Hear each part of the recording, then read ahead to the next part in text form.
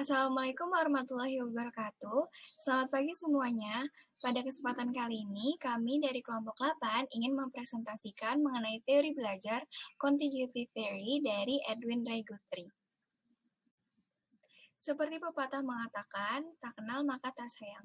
Oleh karena itu, izinkan kami memperkenalkan diri terlebih dahulu.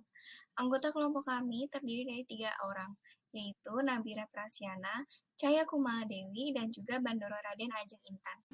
Siapakah itu Edwin Ray Guthrie? Beliau merupakan seorang guru matematika dan filsuf yang kemudian beralih ke bidang psikologi pada usia 33 tahun. Ia menghabiskan sebagian besar karirnya di University of Washington sebagai profesor psikologi. Ia juga pernah diangkat menjadi Presiden American Psychological Association atau APA di tahun 1945 dan meraih medali emas pada tahun 1958 dari Yayasan Psikologi di Amerika Serikat. Salah satu karyanya yang terkenal adalah The Psychology of Learning pada tahun 1935 yang kemudian ia revisi pada tahun 1952. Gagasan yang ia kemukakan ini memiliki kemiripan dengan gagasan Thorndike dan juga Skinner.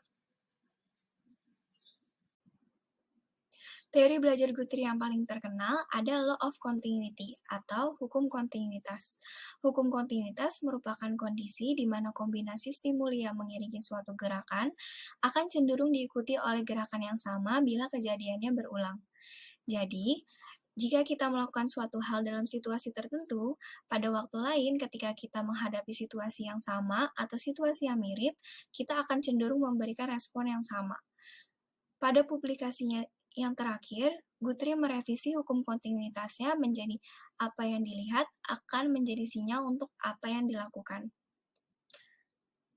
Hal ini memunculkan movement produce stimuli, yaitu stimuli yang dihasilkan oleh gerakan membuat respon dapat dikondisikan pada stimuli tersebut, sehingga setelah satu respon dipicu oleh stimulus eksternal, tubuh itu sendirilah yang akan menghasilkan stimulus untuk respon selanjutnya.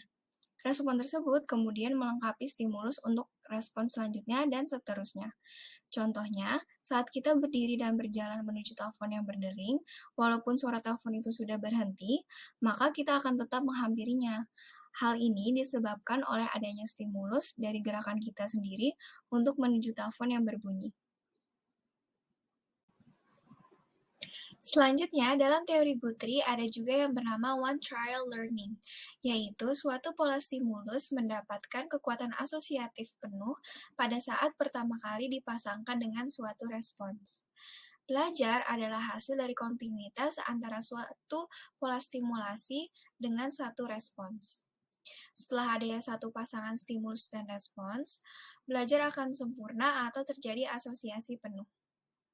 Hal tersebut juga disebut dengan recency principles, yaitu apa yang individu lakukan terakhir kali, maka hal itu juga yang akan menjadi respon yang dilakukan jika stimulus yang sama muncul kembali. Kemudian ada juga yang namanya act, movement, dan skill. Movement memiliki arti gerakan atau kontraksi otot secara sederhana. Lalu act memiliki arti tindakan atau gabungan dari beberapa gerakan yang diarahkan untuk mengubah sesuatu pada lingkungan. Sedangkan skill memiliki arti keahlian yang terdiri dari beberapa tindakan. Skill didapatkan ketika individu sudah belajar mengaitkan stimulus dengan tindakan tertentu, sehingga diperoleh beberapa kaitan antara stimulus dengan tindakan. Sebagaimana satu tindakan terdiri dari beberapa gerakan, satu keahlian juga terdiri dari beberapa tindakan. Maka, belajar keahlian seperti memasak, bermain basket, atau mengemudikan mobil membutuhkan banyak asosiasi antara stimulus spesifik dengan gerakan spesifik. Kemudian, apa contoh dari teori contiguity? Contoh dari teori ini adalah kucing yang melarikan diri dari puzzle box atau cats in a puzzle box. Guthrie menggunakan kotak panel kaca yang membuatnya bisa melihat gerakan kucing dengan tepat. Kotak ini dilengkapi dengan alat yang kalau disentuh dapat membuka kotak puzzle tersebut. Guthrie menemukan karakteristik yang menonjol dari kucing, yaitu pengulangan. Jadi, kucing belajar mengulangi gerakan urutan yang sama yang terkait dengan pelarian sebelumnya dari kotak tersebut.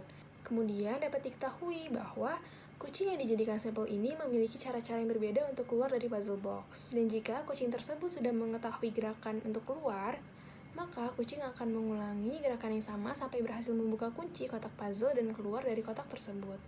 Ini disebut dengan stereotype behavior atau pola respon khas yang akan diulang. Guthrie juga mengemukakan hal-hal yang mendukung hukum kontiguitas. Pertama ada hukuman. Menurut Guthrie, hukuman ini memegang peranan penting dalam proses belajar. Hukuman yang diberikan pada saat yang tepat akan mampu mengubah kebiasaan seseorang. Efektivitas hukuman ini ditentukan oleh apa penyebab tindakan yang dilakukan oleh individu yang dihukum. Hukuman bekerja dengan baik bukan karena rasa sakit yang dialami oleh individu, tetapi karena hukuman mengubah cara individu dalam merespon stimulus tertentu. Hukuman akan efektif bila menghasilkan respon baru terhadap stimulus yang sama. Kemudian ada drive atau dorongan, yaitu stimulus yang menjaga seseorang untuk tetap aktif hingga tujuannya tercapai, atau maintaining stimuli. Dan yang terakhir adalah forgetting atau lupa. Ini disebabkan oleh munculnya respon alternatif dalam suatu pola stimulus. Setelah pola stimulus menghasilkan respon alternatif, pola stimulus itu kemudian akan cenderung menghasilkan respon baru. Jadi, lupa melibatkan proses belajar baru. Ketika proses belajar lama diintervensi oleh proses belajar baru, hal ini disebut sebagai hambatan retroaktif atau retroactive inhibition. Kemudian, bagaimana sih penerapan teori Guthrie dalam memutus kebiasaan? Kebiasaan adalah respon yang diasosiasikan dengan sejumlah besar stimulus. Semakin banyak stimulus yang menimbulkan respon, maka akan semakin kuat juga kebiasaannya. Guthrie mengemukakan 3 cara yang dapat dilakukan dalam memutus atau menghentikan kebiasaan. Yang pertama adalah metode ambang, yaitu dengan mencari petunjuk yang memicu kebiasaan buruk dan melakukan respon lain saat petunjuk itu muncul. Hal ini dilakukan secara bertahap. Misalnya adalah memakan makanan yang tidak disukai. Kalau dimakan semua langsung, mungkin kita akan merasa enak atau langsung memuntahkannya, tapi kalau makan sedikit-sedikit, maka akan terbiasa. Yang kedua adalah metode kelelahan, yaitu dengan mendorong stimulus secara terus-menerus hingga respon dihasilkan berhenti atau individu telah lelah dan tidak lagi memberi respon. Contohnya, seorang gadis senang sekali menyalakan korek api. Jadi ya sudah, biarkan saja dia sampai dia merasa lelah karena menyalakan korek api tidak lagi menyenangkan. Dan yang terakhir adalah metode respon yang tidak kompatibel, di mana stimulus untuk respon yang tidak diinginkan disandingkan bersama dengan stimulus lain yang menghasilkan respon berlawanan. Contohnya adalah seorang anak yang takut dengan seekor hewan, misalnya kucing. Nah, ia biasanya akan menghindari kucing. Kemudian, ibunya memberikan ketenangan dan kenyamanan pada sang anak. Jika ibu menjadi stimulus dominan, maka reaksi anak terhadap kombinasi ibu dengan kucing akan berupa rasa rileks dan lama-kelamaan anak tersebut tidak merasa takut lagi dengan kucing. Selain menghentikan kebiasaan, ada pula membelokkan kebiasaan. Caranya adalah dengan menghindar dari stimulus atau petunjuk yang menimbulkan perilaku yang tidak diinginkan.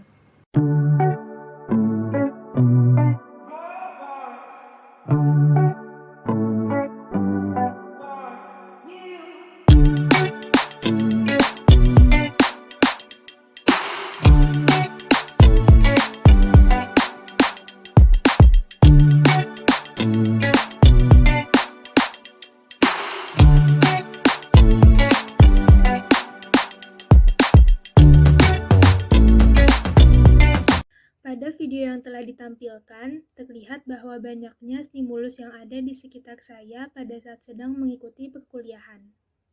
Namun, saya tetap fokus mengikuti perkuliahan dan mencatat materi yang disampaikan. Hal ini menjadi salah satu contoh penerapan Law of Contiguity atau hukum kontiguitas yang telah disampaikan oleh Guthrie setelah direvisi, di mana ia mengatakan bahwa apa-apa yang dilihat akan menjadi sinyal untuk apa yang dilakukan, sehingga saya hanya fokus pada stimuli yang berhubungan dengan proses perkuliahan, yaitu mencatat dan memperhatikan penjelasan materi yang diberikan. Respon berupa mencatat dan memperhatikan dosen menjadi bentuk movement produced stimuli, yaitu gerakan yang muncul setelah adanya stimulus tertentu.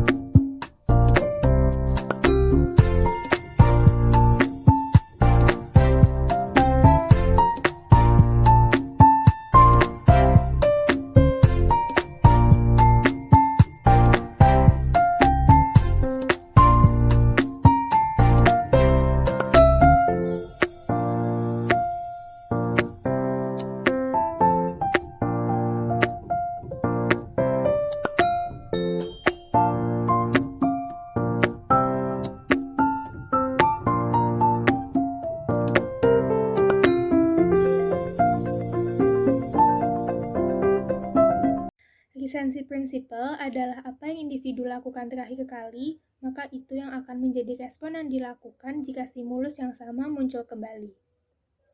Pada video menunjukkan saat AC tidak bisa dihidupkan, saya mencoba untuk membuka baterai dan memasangnya ulang. Ketika hal ini berhasil, maka di hari yang berbeda, dengan situasi yang sama, saya melakukan perilaku yang sama terhadap remote AC.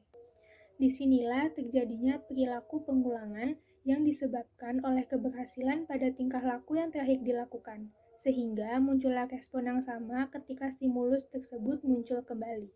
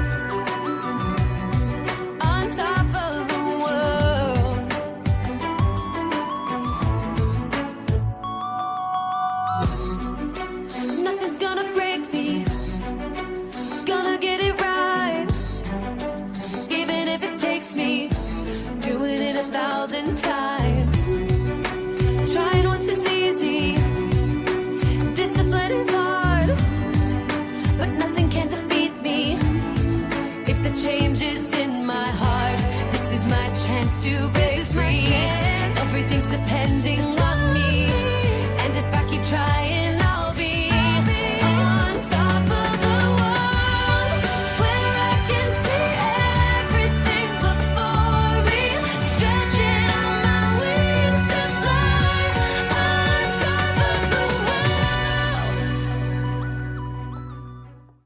Cuplikan film tersebut menunjukkan salah satu contoh metode menghentikan kebiasaan, yaitu threshold method atau metode ambang. Metode ini berprinsip untuk menghilangkan kebiasaan yang dianggap tidak sesuai dengan cara memberikan stimulus lain ataupun membiasakannya dengan stimulus lain secara bertahap.